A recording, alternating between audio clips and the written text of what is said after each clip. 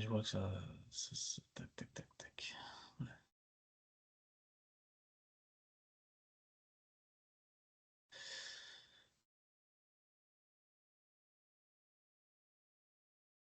On recommence. Bonjour, Bonjour à oui, tous. Est-ce bonjour que à vous toutes et nous tous. entendez?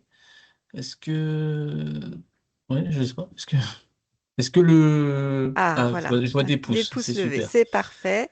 Est-ce Ça va. que, voilà, vous avez la possibilité de poser vos questions dans le fil de la conversation? Vous pouvez également, normalement, lever la main pour poser Oui. vos questions. Donc, n'hésitez pas. On est là effectivement pour répondre à vos questions. On va se présenter. Donc, je suis Violaine Derrier, je suis responsable du département entreprise au sein de la MSA Alpes du Nord et je suis accompagnée aujourd'hui de Julien de Jagère qui va vous présenter les différents statuts du collaborateur d'exploitation dans le cadre de la réforme de ce statut. Julien, je te laisse te présenter également. Oui. Bonjour à tous. Voilà, donc Julien de Jagère, conseiller en entreprise sur la MSA Alpes du Nord. Et je suis là pour vous présenter les différents statuts du collaborateur d'exploitation au-delà des délais de 5 ans. Et voilà. Nous sommes une toute nouvelle cellule entreprise. Bon, toute nouvelle, ça fait 2 ans. On est 3 conseillers sur la MSA Alpes du Nord, Isère, Savoie, Haute-Savoie. Donc, n'hésitez pas à nous solliciter si vous avez un besoin quelconque concernant les installations ou les conjoints collaborateurs avec cette nouvelle réforme. N'hésitez pas. On est parti? Allez, on démarre. Alors, je vois qu'il y a une main levée, mais je ne sais pas si c'est déjà une première question ou si c'est une erreur, un souhait de pouce levé qui s'est transformé en main levée. En tout cas, n'hésitez pas à inscrire vos questions dans le fil de la conversation. On y répondra au fur et à mesure. Juste pour savoir, la réunion s'enregistre toute seule? Je crois que oui, ça se... Oui, oui, elle est enregistrée. Oui. Eh ben, allez, c'est parti. Alors, voilà, donc on est là pour minimum 1 heure à peu près. Donc vous n'hésitez pas, comme on vous l'a dit, à poser vos questions et on va voir ensemble la réforme qui a eu lieu au 1er janvier 2022 hein, sur le statut du conjoint collaborateur et comment on va vous accompagner parce qu'on arrive justement à cette date limite. Vous inquiétez pas, on va voir tout ça ensemble. Alors, donc la réforme, déjà. Au 1er janvier 22, à effet du 1er janvier 22, les pouvoirs publics, notamment ceux du régime agricole, hein, ont mis en place cette limite de 5 ans pour... attendez, excusez-moi, hop. Cette limite de 5 ans pour le statut de conjoint collaborateur. Ça, c'était pour améliorer, pour renforcer la protection sociale, justement, des conjoints collaborateurs. Alors, tout au long de la présentation, je m'excuse si jamais je fais des lapsus en disant monsieur, madame est conjointe de monsieur, ou des fois j'inverse, parce qu'on peut avoir tous les exemples possibles. Donc, n'y prêtez pas trop de. Voilà, n'y prêtez pas trop d'accusations ou quoi que ce soit. Monsieur ou madame, voilà, c'est. Voilà.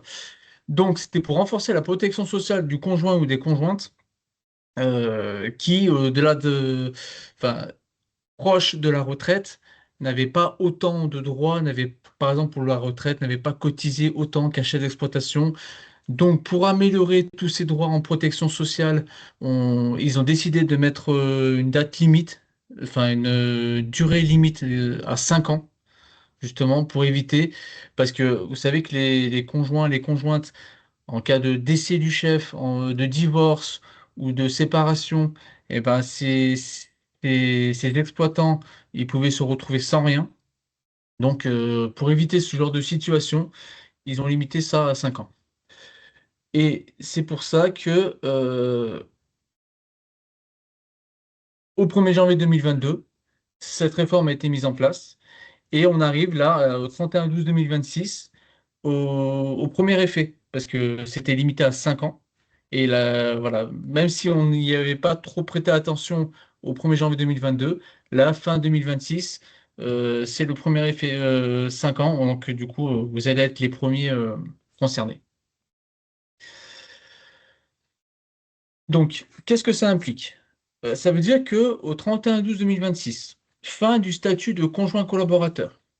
Si le conjoint ou la conjointe décide de continuer en 2027 à participer aux travaux de l'exploitation, il faudra qu'elle prenne un autre statut. Dans ce cas-là, il y aura deux choix possibles. Soit le statut de salarié d'exploitation, soit le statut de chef d'exploitation, d'exploitant. Chef d'exploitation, co-exploitant, on va voir les détails après.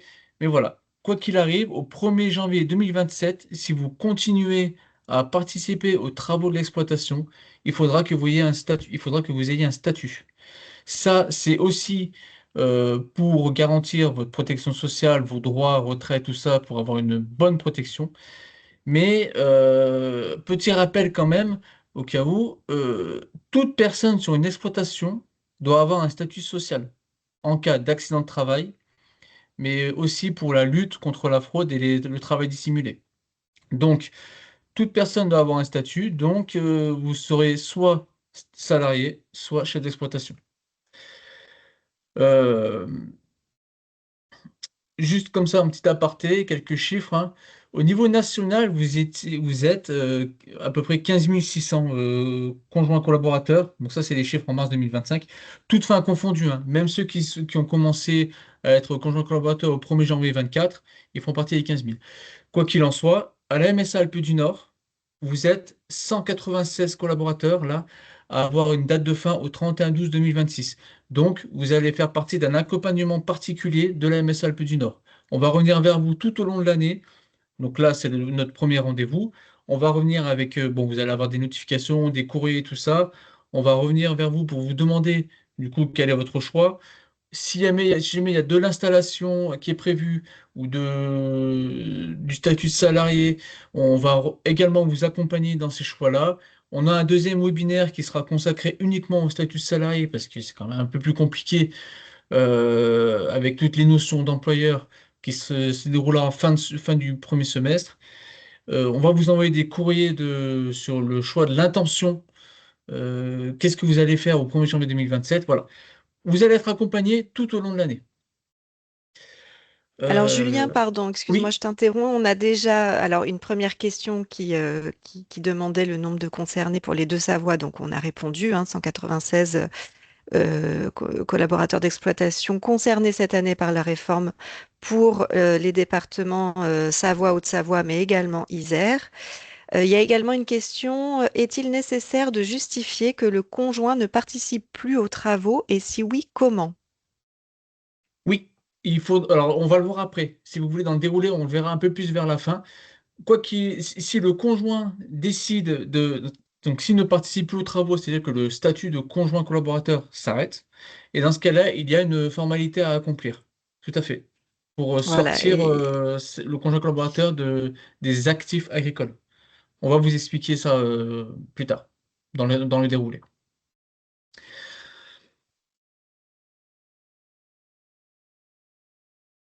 Donc, cette réforme, elle vous limite ce statut à 5 ans, mais il y a une dérogation. En fait, si vous êtes proche de la retraite, vous pouvez continuer à participer à l'exploitation sous le statut de conjoint collaborateur. Pour ça, il y a deux conditions. Il faut être conjoint collaborateur à compter du 1er janvier 2022. Alors ça, j'ai oublié de vous le dire juste avant. Le décompte des 5 ans, c'est à compter du 1er janvier 2022. Quelle que soit votre situation avant, que vous ayez été conjoint collaborateur en 2020 ou depuis 1980, peu importe, on ne regarde pas. Nous, on regarde au 1er janvier 2022, qu'est-ce qu'il en est. Donc, que vous ayez été conjoint collaborateur avant ou que vous commenciez au 1er janvier 2022, le décompte des 5 ans démarre au 1er janvier 2022. Voilà. Donc, pour la dérogation, il faut respecter deux conditions. Donc la première, c'est être collaborateur au 1er janvier 2022 et être né dans les années antérieures à 1965. Donc 64 et antérieur. Avant le 1er janvier 65. Par exemple, j'ai Madame X qui est la collaboratrice de son conjoint depuis 2021. Elle est née en 1959. Dans ce cas-là, elle respecte la première condition d'être collaborateur au 1er janvier 22. Elle est née avant 1965. Elle a le droit de déroger à la règle et elle a le droit de continuer sous le statut de conjoint collaborateur jusqu'à sa retraite, qui sera au-delà du 31/12/2026. Deuxième exemple, Madame X est collaboratrice de son conjoint Monsieur Z depuis 2023. Elle est née en 59, donc elle respecte bien la deuxième condition d'être née avant 65. Par contre, elle n'est pas collaboratrice depuis le 1er janvier 22. Elle est devenue collaboratrice après. Dans ce cas-là, elle ne respecte pas les deux conditions. Elle ne pourra pas conserver le statut de conjoint collaboratrice jusqu'à le départ en retraite. Voilà.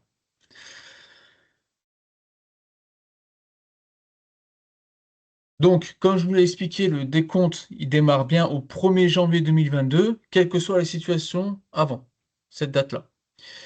Il peut y avoir une interruption dans ce décompte. Admettons que, pour quelque raison que ce soit, le statut de conjoint collaborateur, collaboratrice, il s'arrête au bout de 2 ans. Donc, madame est conjointe collaboratrice au 1er janvier 22. Suite à une séparation, donc en fin 2023, donc le statut a duré 2 ans. Elle revient conjointe collaboratrice euh, 3 ans après. Et bien dans ce cas-là, le décompte, il reprend à ce moment-là. Donc elle aura fait 2 ans en 22 et 23. Et après, elle peut encore faire 3 ans, même si c'est sur les années, je dis n'importe quoi, 27, 28 et 29. Voilà comment va se décompter la durée du statut du conjoint collaborateur. On rappelle quand même hein, que la suspension du délai du statut de conjoint collaborateur, pardon, ça peut être dû au décès du chef d'exploitation, parce que du coup, on n'est plus rattaché au chef d'exploitation.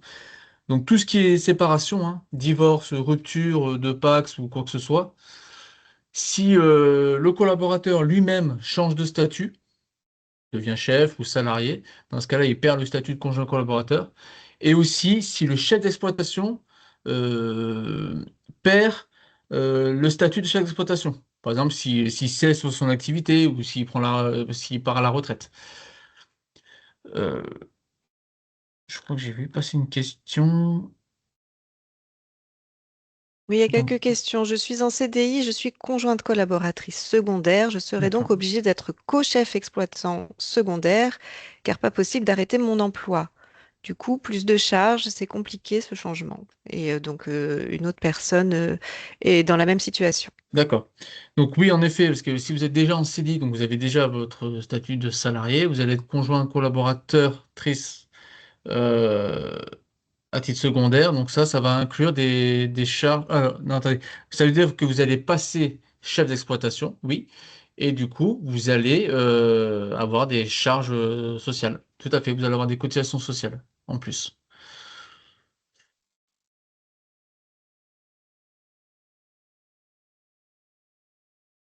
On a une autre question, Julien. Si un chef fait du cumul emploi-retraite, madame peut-elle rester conjointe collaborateur? Bonne question.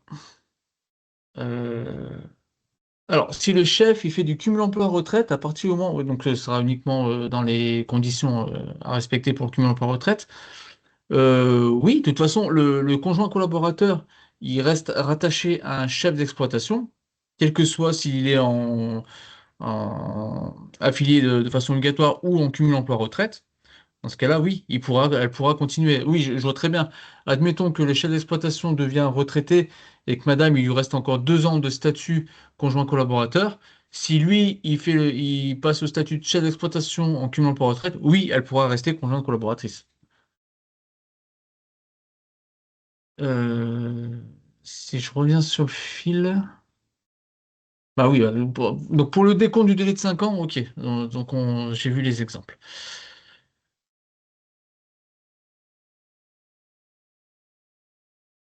Vous inquiétez pas, pour tout ce qui est Oui, statut salarié, statut chef d'exploitation, co-exploitation, tout ce qui est démarches, aspects sociaux, financiers, on va le voir après, on va venir un peu plus en détail.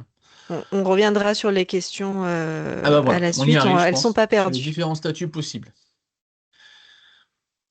Donc, les différents statuts, parce qu'un statut social, ça vous permet aussi d'avoir une protection sociale qu'elle soit complète ou pas, hein. Et ça va aussi déterminer quel est votre rôle au sein de l'exploitation.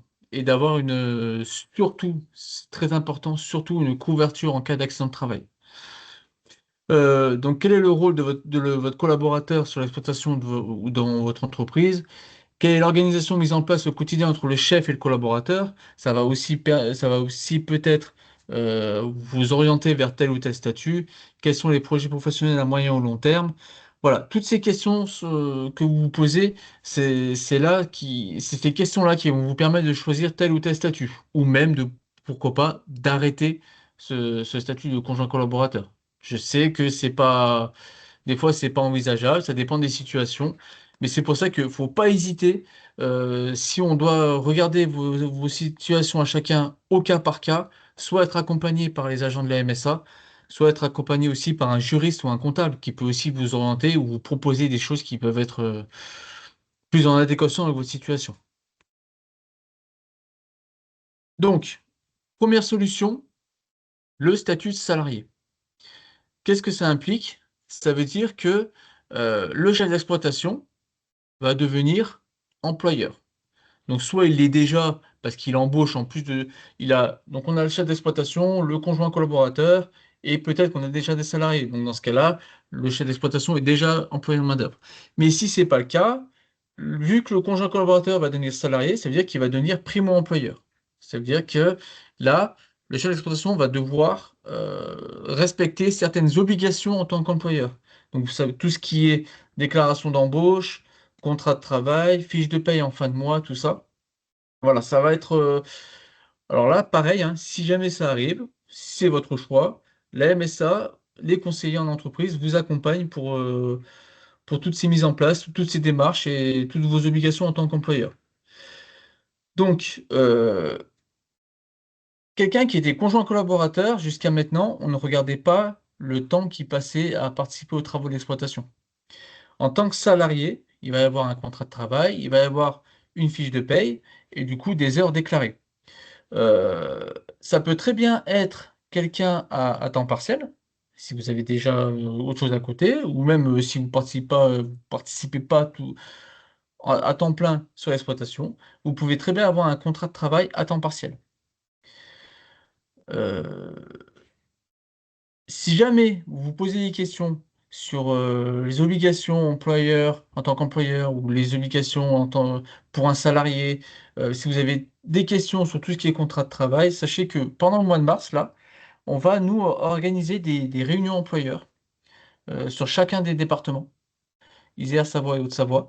Vous pouvez très bien y venir. Donc, vous pouvez retrouver les modalités et les inscriptions sur notre site MSA Alpes du Nord, parce que je les ai pas en tête. Mais voilà, c'est le 10, le 12 et le 19 Le, mars. voilà, le 10 10 en mars en Isère. Isère, au lycée de la Côte-Saint-André. Le 12 mars en Savoie, à la Motte Servolex, à la Halle des Sports Didier Parpillon. Et le 19 mars à la Chambre d'agriculture d'Annecy. Voilà, en salle de conférence.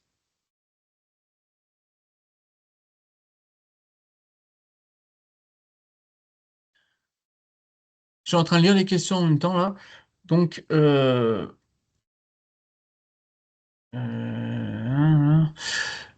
je vais la lire à haute voix. Comme ça. Peut-on passer salarié à temps partiel dès maintenant ou faut-il attendre la fin d'année? Alors, ça, vous pouvez passer salarié maintenant, mais vous pouvez aussi attendre la fin des 5 ans, hein. Vous n'êtes pas obligé de le faire dès maintenant. À la rigueur, si vous attendez la fin de l'année, vous bénéficiez de la couverture sociale en tant que conjoint collaborateur et vous passez salarié au 1er janvier 2027. Ça, c'est à vous de voir parce que en termes de droits sociaux, l'un comme l'autre, c'est pareil. Il faudra peut-être juste voir l'aspect financier parce que pour un employeur, le coût le coût pour l'employeur, c'est euh, le salaire brut plus les charges patronales. Les charges salariales sont retirées du salaire brut du salarié. Donc, le coût pour l'employeur, c'est le salaire brut plus les charges patronales. Alors que pour un conjoint collaborateur, le coût pour le chef d'exploitation, c'est les cotisations sociales du collaborateur. Donc là, il y a peut-être des estimations à faire avec votre comptable, votre juriste, ou voilà. Enfin, il faut essayer d'estimer ce qui pourrait être financièrement le plus adapté à votre situation. Mais vous pouvez, voilà.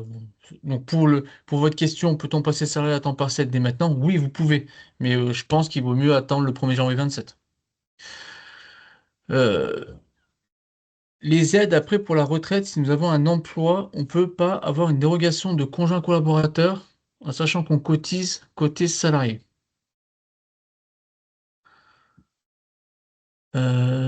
C'était Julien dans le prolongement de la question de donc Madame Giraud qui est actuellement en CDI et qui est D'accord. conjointe collaboratrice secondaire et donc devenir co-chef d'exploitation secondaire parce qu'elle n'a pas la possibilité d'arrêter son emploi. D'accord. Euh, on va voir si ça répond à vos questions dans le déroulé. Vous n'hésiterez pas, si vous voulez, on en reparlera. Parce que, ouais. Oui, on rentre un peu dans les situations Là, je vraiment pense que très voilà, on rentre dans individuelles. une situation bien particulière où il va falloir peut-être que je fasse des recherches à côté pour être bien sûr pour pas vous répondre n'importe quoi.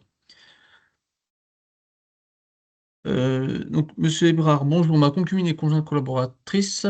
Je n'ai pas les finances nécessaires pour la salariée. De plus, un patron ne peut pas avoir de rapport intime avec l'un ou l'une de ses salariés. Pour s'associer, faut-il que ma concubine apporte des parts pour quel pourcentage? Bah ça, on va le voir après si vous voulez. Faut-il de la SMA, du foncier en plus? Voilà. Donc on va justement, ça va être le statut d'après. Donc, est-ce que le contrat de travail doit être forcément en direct ou bien le conjoint peut être... Ah oui, j'avais vu cette question. On peut très bien être salarié d'un groupement d'employeurs et c'est le groupement d'employeurs qui envoie ce salarié sur telle exploitation. Vous n'êtes pas obligé d'avoir un contrat en direct. Le salarié, lui, il a un contrat de travail, que ce soit avec le chef d'exploitation ou que ce soit avec un groupement d'employeurs. La paye sera la même, le travail sera le même. Non, c'est bon, vous pouvez très bien passer par un complément d'employeur. Euh, dans l'un, la question c'est les chiffres dans l'un? Je pense que c'est l'accompagnement dans l'un, mais Céline Roussanès est connectée également. Céline Roussanès, Ah oui, notre d'accord. collègue de la MSA 1 Rhône, est connectée. On peut peut-être la laisser intervenir sur ce sujet. Bonjour à tous. Donc effectivement, donc, je suis responsable des conseillers, la même cellule que Julien a évoquée au tout début de l'intervention, mais donc pour la MSA 1 Rhône. Donc je vous confirme que ce soit pour l'un ou pour le Rhône, on aura exactement le même accompagnement, hein. Nos conseillers seront totalement disponibles. Ça peut être des rendez-vous téléphoniques, des rendez-vous physiques, ce qui vous conviendra le mieux pour vous accompagner. Et puis on pourra, voilà, les réunions ne sont pas encore toutes calées, mais tout ce qui est ce genre d'intervention, hein, on le fera en partenariat avec la MSA Alpes du Nord, hein, qui gère nos cotisations exploitants. Donc on est très liés à eux pour toutes ces interventions, mais effectivement on est très attentifs aussi à la fin de ce statut et on sera là également pour vous accompagner. Et si besoin, je mets dans le fil de discussion, hop, vous met une adresse mail, donc qui est une adresse générique, hein, qui est le lien avec nos conseillers. Et ça ne vaut que pour l'un et le Rhône, hein. Désolé pour les autres participants, mais voilà, je me permets juste l'adresse pour nos adhérents. Et puis bonne continuation, et puis je reste avec vous s'il y avait des questions. Mais voilà, normalement, c'est exactement la réforme est la même pour nous tous. Oui, pour tout le monde. Mm, Merci Céline. merci. Oui, la réforme est la même pour toute la France, hein, au niveau national, et chaque caisse accompagne de la même façon les conjoints. Pour la question, pour la petite entreprise, vous avez l'idée de switcher, c'est-à-dire que, alors ça, c'est une solution aussi, hein, c'est connu. Donc le chef d'exploitation, le conjoint collaborateur, et au bout de 5 ans, dans ce cas-là, on permute. Le conjoint devient chef d'exploitation, le chef d'exploitation, lui, devient conjoint pour 5 ans maximum également. Dans ce cas-là, c'est tout à fait possible. Vous pouvez. Alors, l'avantage de ça, c'est que euh, le- comment dire, la protection aux retraites du conjoint collaborateur, qui va permuter de devenir chef d'exploitation, ben, pendant 5 ans, il va avoir une meilleure protection sociale au niveau de la retraite. parce qu'il va cotiser sur ses revenus professionnels et non plus sur un forfait pour les conjoints collaborateurs. Voilà. Amélioration vers la fin de sa carrière pour la retraite. Mais c'est tout à fait possible. Alors, le minimum du coût par mois pour un salarié, alors si c'est un salarié à temps plein, il faut se baser sur le SMIC mensuel. Alors, je ne sais plus à combien il est pour 2026. Je pourrais vous retrouver ça d'ici la fin du webinaire. Mais voilà, il faut compter ça. Il faut compter le brut mensuel qui doit être, je ne sais plus, je crois que c'est 1800, je ne sais plus. Plus les cotisations patronales. C'est le minimum pour un mois complet pour un salarié.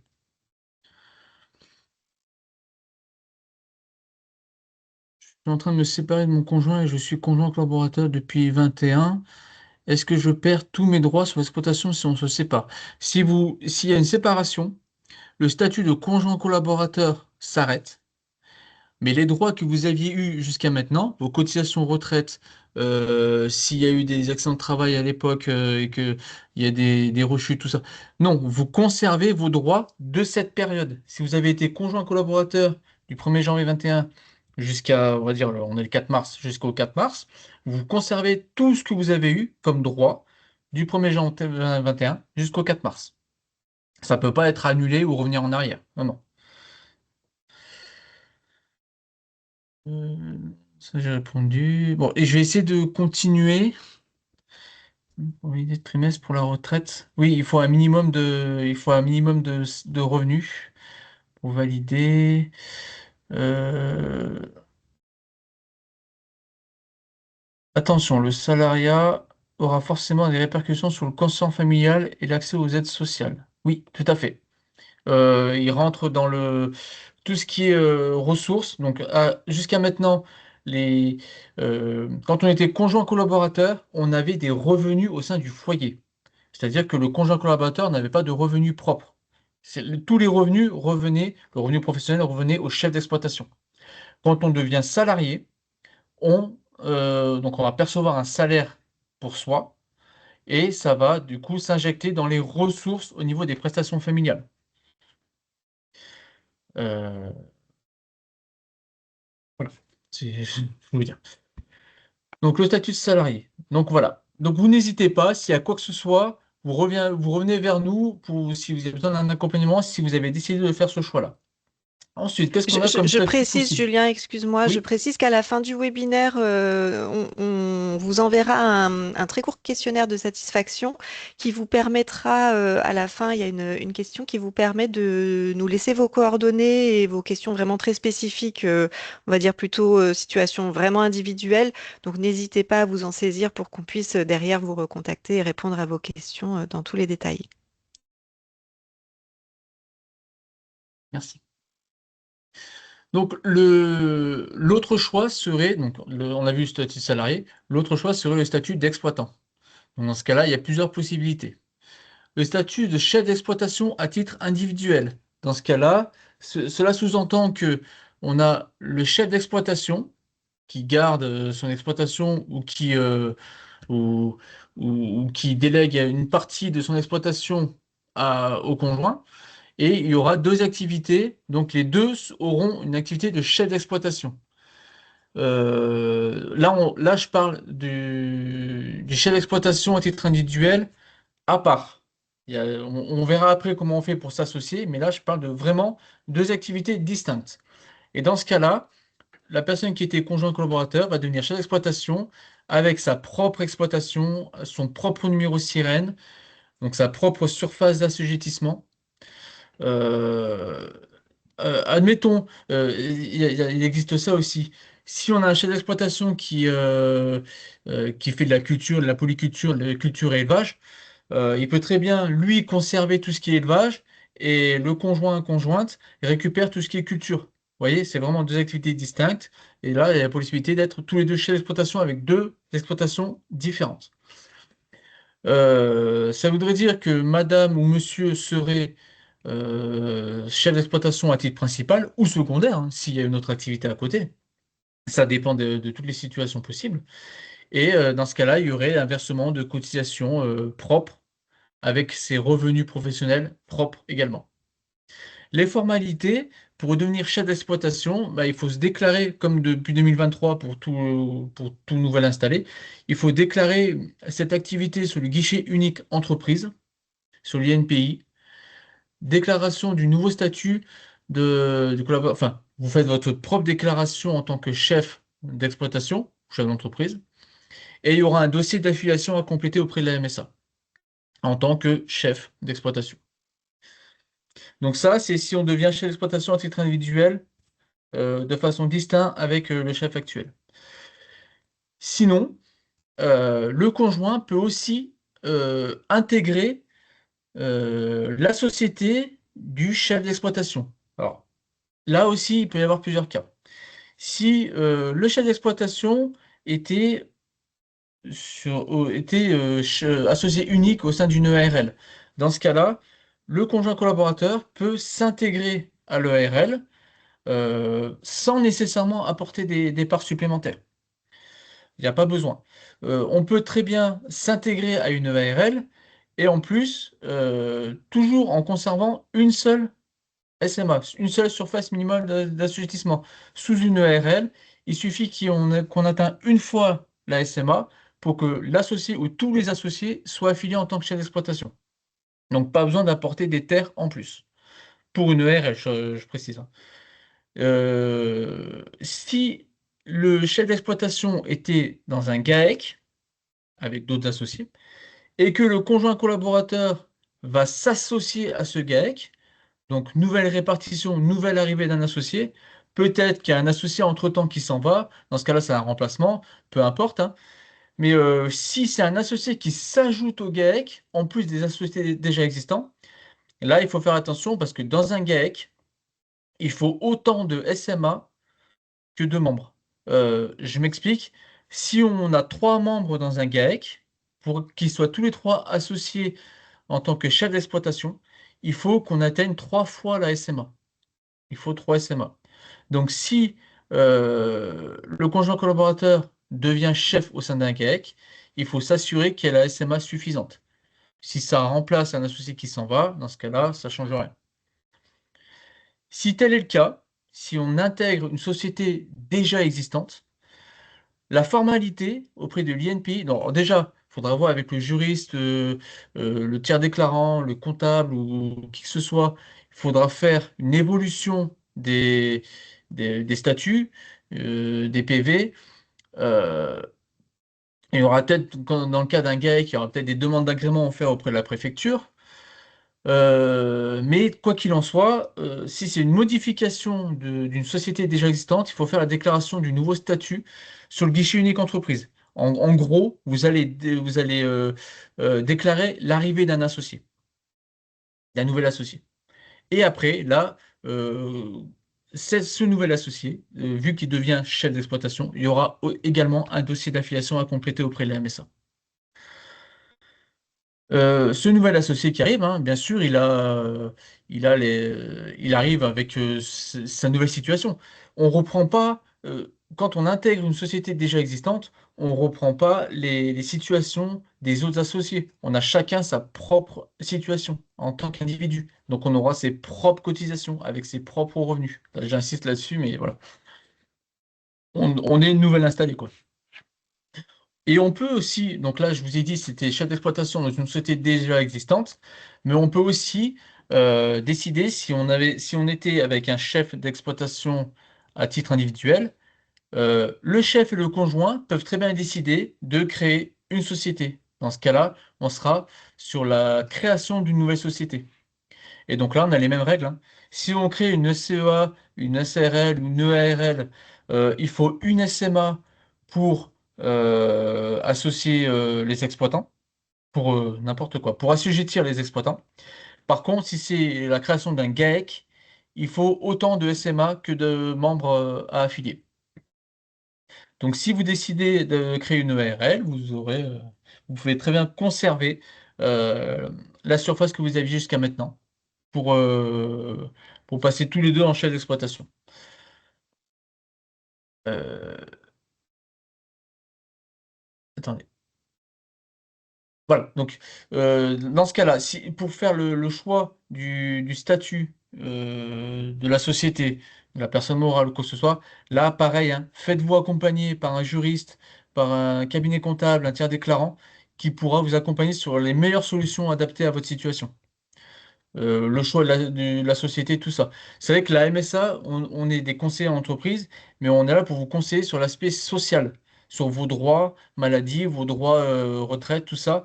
Mais on ne peut pas vous conseiller sur tout ce qui est juridique et tout ce qui est aspect financier, tout ça. Là, ça ressort plutôt du domaine des cabinets comptables. Donc, pour être associé chef dans une société, il faut bien entendu participer à l'activité de l'entreprise. Euh, et vous aurez le statut de chef d'exploitation avec vos propres cotisations. Le- la situation du chef d'exploitation qui était en entreprise individuelle, elle perdure. Il y a une continuité. Même s'il crée une ARL ou une SE ou un GAEC ou que ce soit, et on continuera sur sa situation individuelle. On va récupérer ses revenus des situations précédentes, des années précédentes. Par contre, vous basculez chef d'exploitation pour la première fois. Donc dans ce cas-là, vous repartez comme un nouvel installé avec votre situation propre à vous et vos revenus. Donc au niveau des formalités, quand on est sur la création d'une société, donc là pareil, hein, il va y avoir la création des statuts, procès-verbal, tout ça, euh, et il y aura la démarche au guichet unique entreprise pour créer la société. Et là, encore une fois, le conjoint qui devient chef d'exploitation va recevoir un dossier d'affiliation parce qu'il est nouvel installé pour être affilié à la MSA.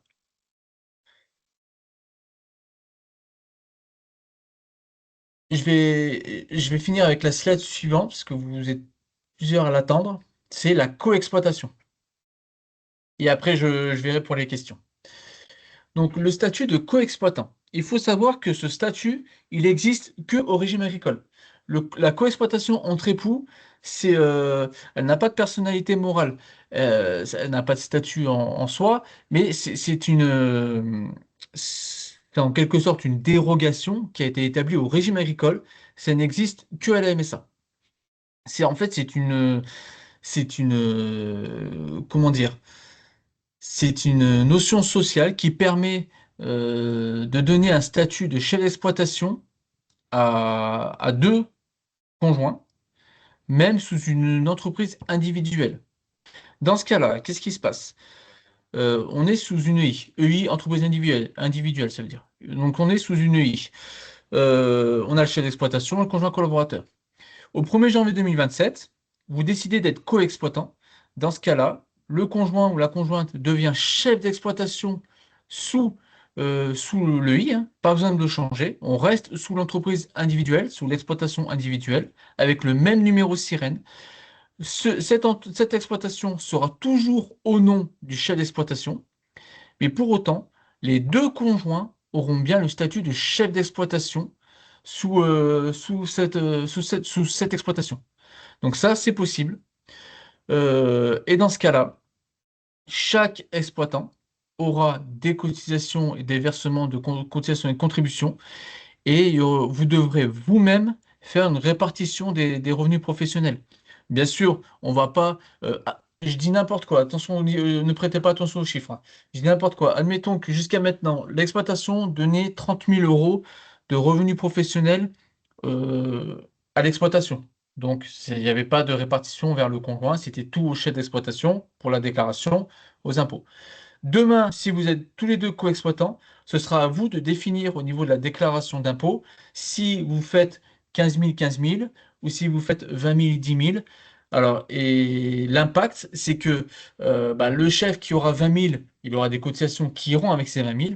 Le chef qui aura les 10 000, voilà, cotisera à hauteur des 10 000 euros. Il peut y avoir un impact sur les droits à retraite. Voilà, ce sera à vous de déclarer ces revenus-là. Mais quoi qu'il en soit, au niveau des formalités, on reste sur une seule exploitation, le même numéro sirène, toujours au nom du chef d'exploitation. Alors, il peut y avoir un impact peut-être sur les aides-PAC ou quoi que ce soit. Si je vous dis ça, c'est si le deuxième, le nouveau chef d'exploitation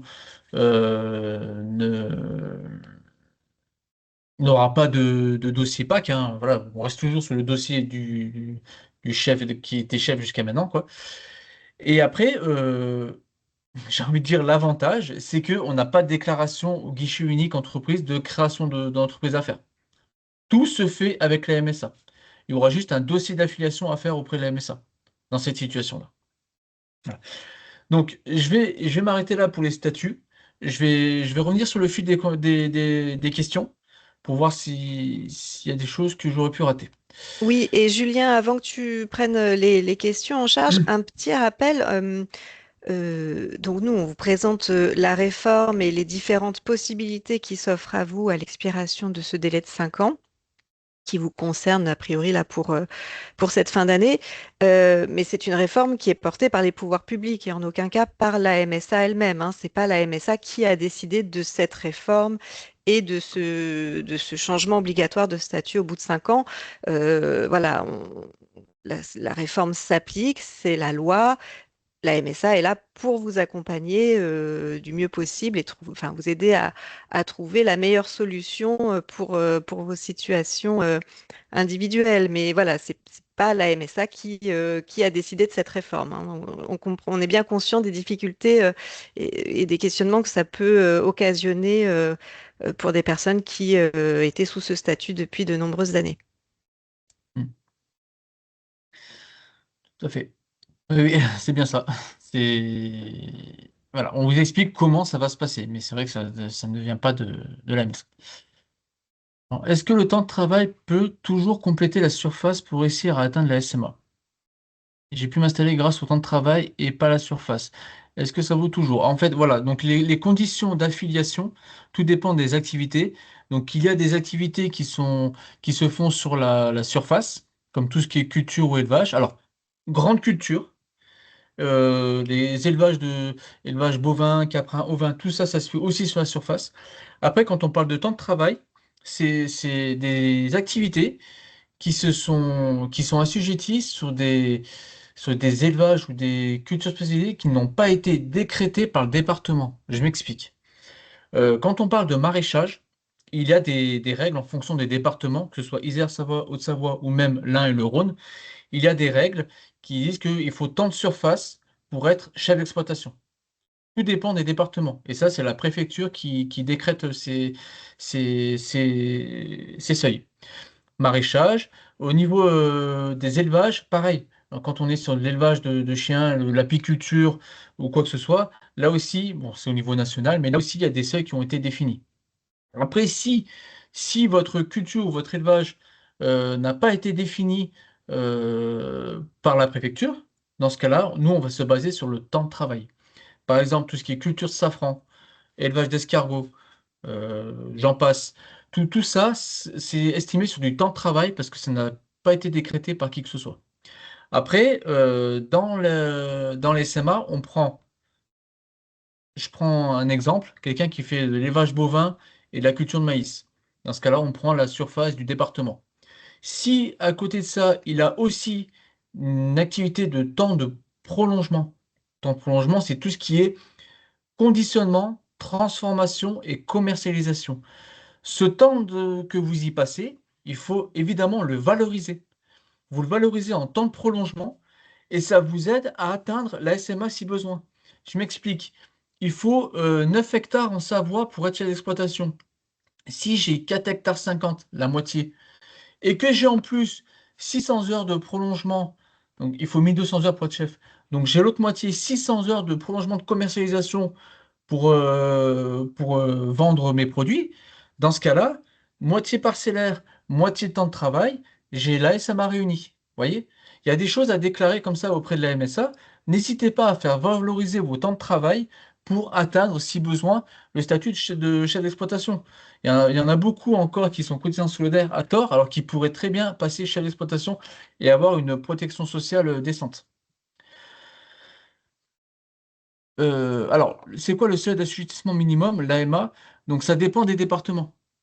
Alors, sur notre site MSA Alpes du Nord, je sais on a mis à disposition le livret en fonction de vos activités. Je crois que sur MSA 1 Rhône, sur le site de la MSA 1 Rhône, il doit y avoir aussi quelque chose, n'hésitez pas à vous rapprocher des conseillers pour avoir, si vous voulez, le détail en fonction de votre activité. Parce que là, c'est clair que en fonction, il existe tellement d'activités multiples, et il y a tellement de décrets aussi. N'hésitez pas à vous rapprocher de nous, comme ça on voit ensemble votre propre AMA et on pourra déterminer avec vous le statut que vous aurez. Donc si on n'arrive pas à régler ces nouvelles factures de cotisation, de chef d'exploitation ou un salarié, là, il ne faut pas hésiter. Euh, il existe quand même des mesures hein, auprès de la MSA. Ça, on n'avait pas prévu d'en parler, mais je peux vous le dire. Il y a des mesures d'accompagnement pour tout ce qui est recouvrement des cotisations. Alors, s'il y a des difficultés de payer les cotisations, il existe des échéanciers. On étale la facture sur plusieurs mois. Il y a la possibilité d'avoir, si jamais par mégarde vous avez eu des majorations pour aussi vite un retard de déclaration ou quoi que ce soit, vous pouvez très bien faire des demandes motivées auprès de la MSA pour faire annuler ces majorations, pour faire des remises de majoration. Il existe aussi des prises en charge de cotisations. Si vous êtes dans des difficultés financières, il ne faut pas hésiter à vous rapprocher du service contentieux pour mettre en place un suivi de prise en charge des cotisations. Il ne faut pas attendre une crise sanitaire, hein. Vous pouvez très bien demander ce dossier, prise en charge de cotisation, suite à des difficultés financières. C'est ouvert à tous, hein. Et ça fait l'objet Euh, d'un service en ligne, hein. On a un service en ligne prise en charge de cotisation que vous pouvez remplir sur votre espace MSA directement.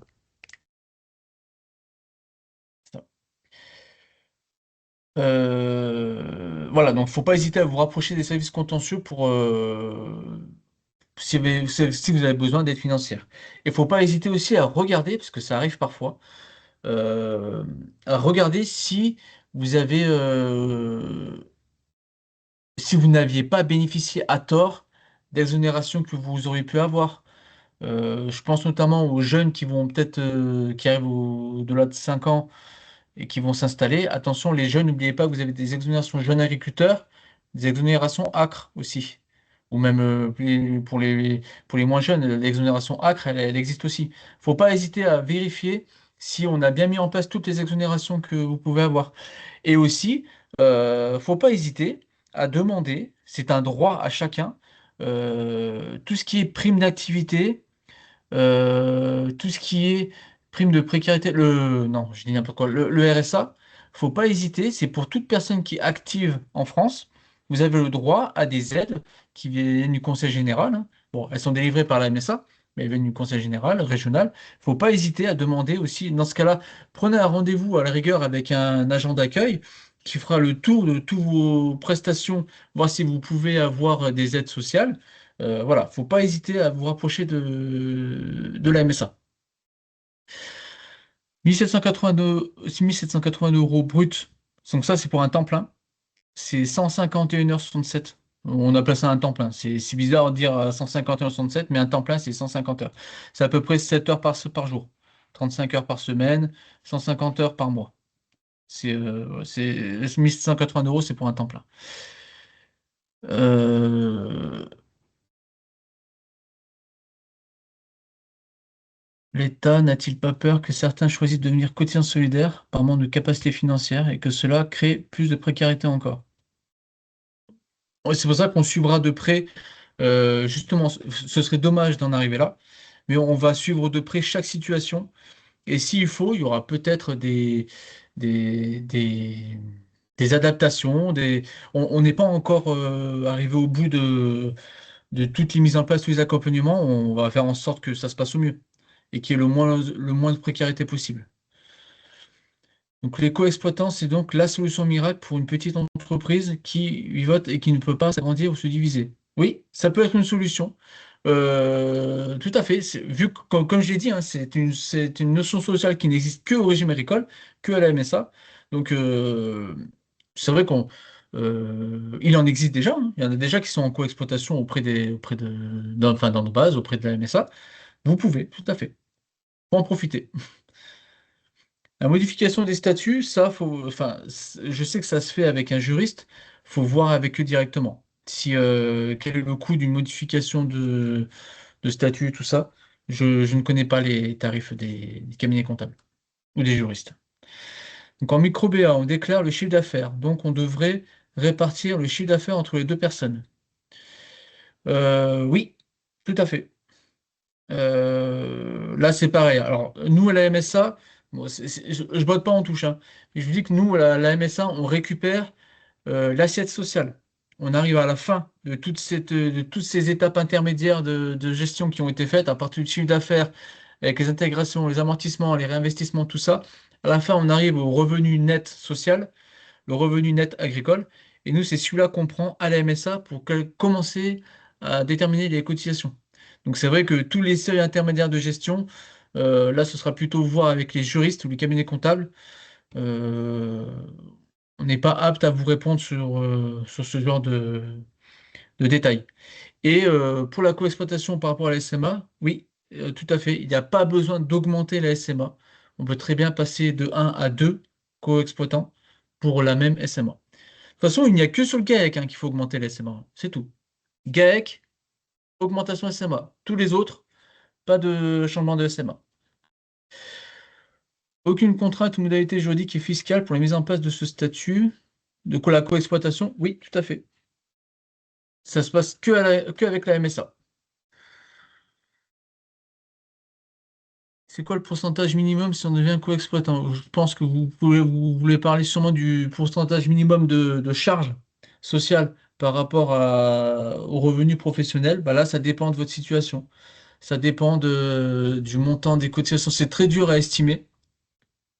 Si, à la rigueur, on pourra peut-être voir avec vous si, enfin, dans le détail, parce que là, vous donner un pourcentage comme ça, c'est très dur.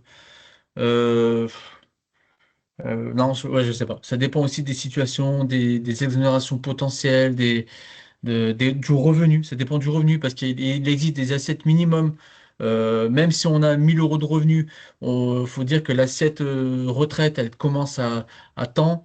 Je crois que c'est 600 multiplié par SMIC, donc c'est peut-être aux alentours de 7000, je ne sais plus vraiment. Mais voilà, il y a tellement de paramètres qui rentrent en compte qu'il faut vraiment voir au cas particulier. Je ne peux pas vous répondre comme ça pour l'estimation. Sachant qu'en plus, on est en 2026 sur la réforme de l'assiette, je ne vais pas m'étaler là-dessus parce que de toute façon, il y aura des webinaires qui vont venir vous l'expliquer. Mais il y a des changements au niveau des calculs de cotisation. Euh, donc c'est très difficile. Mais si vous voulez, on prendra rendez-vous plus tard. Vous pouvez faire appel au conseiller, puis on voit ça en détail pour les cotisations.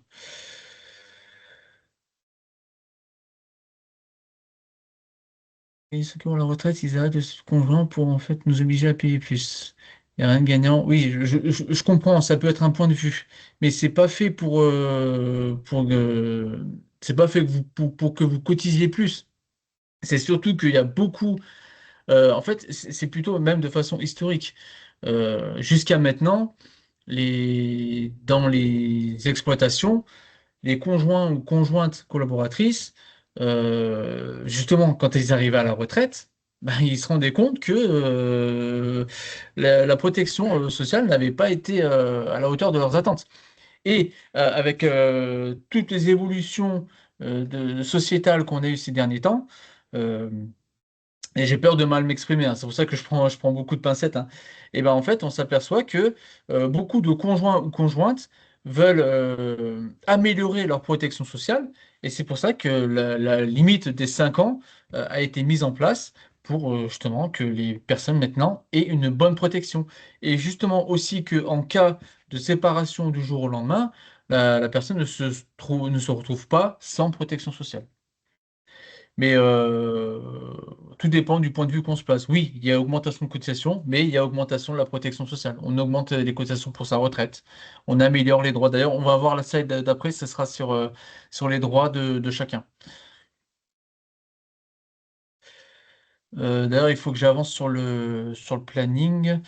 Ouais, je sais que c'est difficile. Hop, hop, ma souris elle a sauté là. J'en étais où? Je sais plus où j'en Il y avait la suis. question, si nous Nous échangeons notre échangeons, voilà. statut, donc mon épouse passe chef d'exploitation à ma place, au niveau des terrains et de la PAC, faut-il tout changer? Alors ça, c'est vrai qu'on l'a pas abordé, mais c'est une très bonne question. En fait, ce qui va se passer, dans sa carrière, on a comme un numéro de sécurité sociale propre à soi, et ben dans sa carrière, une entreprise individuelle, c'est propre à soi également. Donc si on permute, monsieur va cesser son exploitation et madame va ouvrir sa propre exploitation. Pardon, excusez-moi. Ce qui veut dire que, grossièrement, le numéro sirène va changer. Donc, fin du sirène de monsieur et nouveau sirène pour madame. Ce qui fait qu'au niveau de la PAC, eh ben, ce sera un nouveau dossier. Ce sera un nouveau numéro de package. Et donc, il faudra refaire le dossier également. Mais au niveau de la surface, ce sera la même. En fait, comment on va passer, où il y aura un bulletin de mutation de terre, où ce sera marqué que l'exploitation de monsieur cède tous les terrains à l'exploitation de madame, et nous, à la MSA, on fera en direct permutation de ce sirène vers ce sirène. Voilà, c'est tout, mais voilà.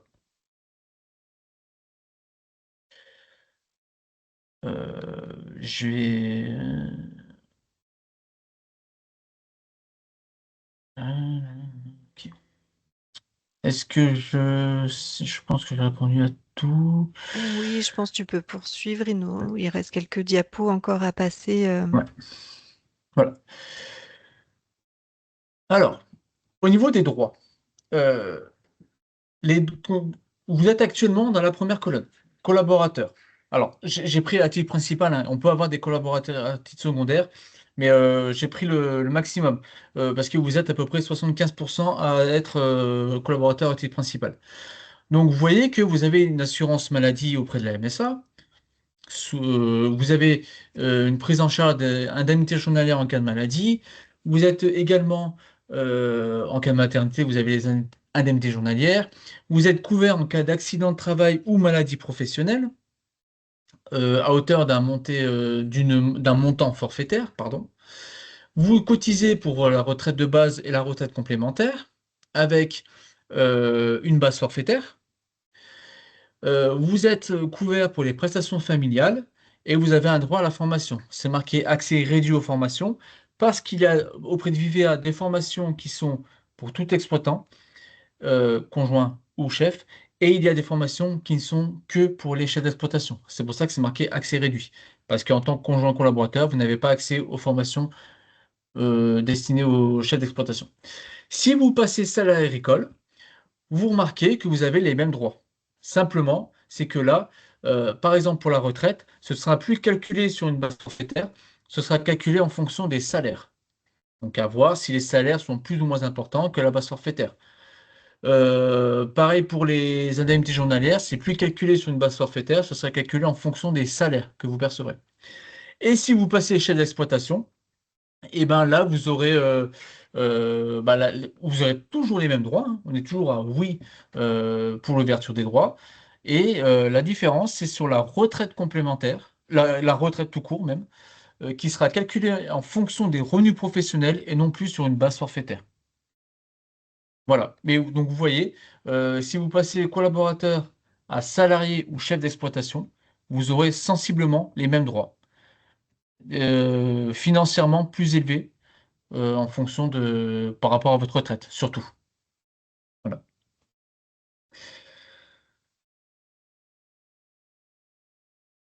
Le guichet unique entreprise. Parce que depuis 2023, toute démarche, à partir du moment où on prend en compte des actifs agricoles, des actifs agricoles, c'est tous ceux qui sont actifs sur l'exploitation, il faut passer par le guichet unique entreprise. Alors, ce n'est pas une plateforme qui appartient à la MSA. C'est une plateforme qui appartient au gouvernement, enfin, à tous les organismes. La MSA a été greffée depuis 2023 sur cette plateforme-là. Vous pouvez très bien trouver que des fois, elle n'est pas très adaptée au régime agricole. C'est parce que pour l'instant, on demande des évolutions pour que justement ça soit le plus... Pardon. On demande des évolutions pour que le guichet unique soit de plus en plus adapté au régime agricole. Mais vous pouvez avoir des petits couacs, comme on dit. Donc, si vous êtes conjoint collaborateur Bah, là, si vous êtes aujourd'hui au webinaire, c'est que vous êtes collaborateur avant le 1er janvier 2023. Donc, vous êtes concerné par le petit couac que je vais vous expliquer. Pour tous ceux qui sont conjoints collaborateurs avant le 1er janvier 2023, donc avant l'ouverture du guichet unique entreprise, vous aurez peut-être du mal à déclarer la cessation ou la modification du conjoint collaborateur. Pourquoi? Parce que le conjoint collaborateur n'est pas référencé dans la base du guichet unique. Dans ce RNE, le registre national des entreprises, il y a le numéro sirène de l'exploitation. Donc, il a référencé l'exploitation et le chef de l'exploitation. Mais le conjoint collaborateur, il n'y est pas. Donc, on ne peut pas déclarer la fin du statut du conjoint collaborateur alors qu'il n'y est pas. Et c'est très difficile de créer le conjoint collaborateur pour le radier derrière. Donc, dans ce cas-là, pas de panique. Nous, on a déjà demandé à l'INPI, donc au guichet unique entreprise, de mettre en place ces évolutions. Et pour l'instant, la parade, c'est que il faudra vous retourner directement vers la MSA. Donc, vous déclarez votre intention, l'attestation sous l'honneur du choix du conjoint collaborateur au 1er janvier 27, qu'est-ce qui devient? Que devenez-vous à ce moment-là? Ou alors par un courrier libre, hein, que vous n'exercez plus. Je vais reprendre, parce qu'il faut bien distinguer les deux choses. Si votre choix, c'est de ne plus faire partie de l'exploitation, vous arrêtez de participer aux travaux de l'exploitation, dans ce cas-là, vous adressez un courrier libre à la MSA en expliquant que vous cessez toute activité. Voilà. Sinon, si vous devenez salarié ou si vous devenez exploitant agricole, dans ce cas-là, il faudra retourner l'attestation sur l'honneur du choix du statut de salarié ou chef d'exploitation à la MSA. Comme Et cette ça, nous, on faudra en attestation, prendre en compte. cette attestation, donc c'est un formulaire très, très précis, hein, très normé, qui sera joint au courrier qui vous seront adressés au printemps pour solliciter enfin, voilà, votre intention de choix de statut. On intégrera à nos envois le modèle d'attestation pour que vous puissiez remplir le bon formulaire directement. Oui. Vous le recevrez du courant de l'année, de toute façon. Voilà. Et là, c'est pareil, hein. Comme je vous l'ai dit au début, on va vous accompagner tout au long de l'année jusqu'à ce qu'on ait votre intention. Donc la MSA, elle mettra à jour sa base de données pour savoir, pour mettre fin au statut ou le changement. Et il faudra revenir plus tard vers le guichet unique entreprise pour déclarer cette situation. On ne sait pas encore comment. Mais on ne sait pas si c'est vous, nous, un tiers déclarant qui pourra le faire. Voilà, il faudra peut-être revenir plus tard dessus. Mais en attendant, pour faire votre déclaration, retournez-vous vers la MSA. Euh, voilà, on précise qu'il n'y a aucune incidence sur les droits, hein, santé retraite. C'est pas parce que votre formalité n'a pas été faite au guichet unique entreprise qu'il y aura un impact. Non, non. De toute façon, les droits sont vraiment pour l'instant sensibilisés auprès de la MSA. Donc, c'est nous qui gérons vos droits. Donc, en conclusion, on arrive à la fin, justement. Donc, en conclusion, donc, le statut de conjoint collaborateur reste possible, mais uniquement pour un délai de 5 ans depuis sa déclaration. Il est donc indispensable d'anticiper la suite pour garantir vos droits et la sécurité de votre situation. Je vous le rappelle, hein, n'oubliez pas, euh, toute personne agissant sur une exploitation doit avoir un statut social. Pour une couverture accident du travail, on ne sait jamais ce qui peut se passer, c'est pas la peine de prendre des risques. Et aussi en cas de contrôle pour ne pas être confronté au travail illégal. Excusez-moi, j'avais perdu le verbe. On ne sait jamais ce qui peut arriver. N'hésitez pas à vous faire accompagner par la MSA et par les tiers déclarants, les cabinets comptables, la chambre d'agriculture, tout ça en cas de besoin. Il y a juste une chose je pense, que j'ai oublié de vous dire au tout début, quand on parlait du statut de salarié.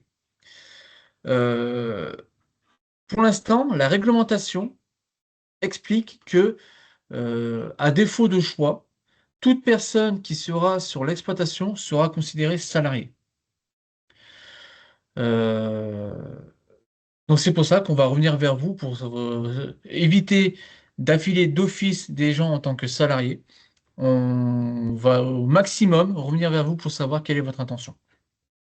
Voilà. Et la date limite du choix, c'est en théorie la fin d'année, mais le plus tôt sera le mieux, hein. Plus vous anticipez ce choix, plus vous avez du temps pour réaliser toutes les démarches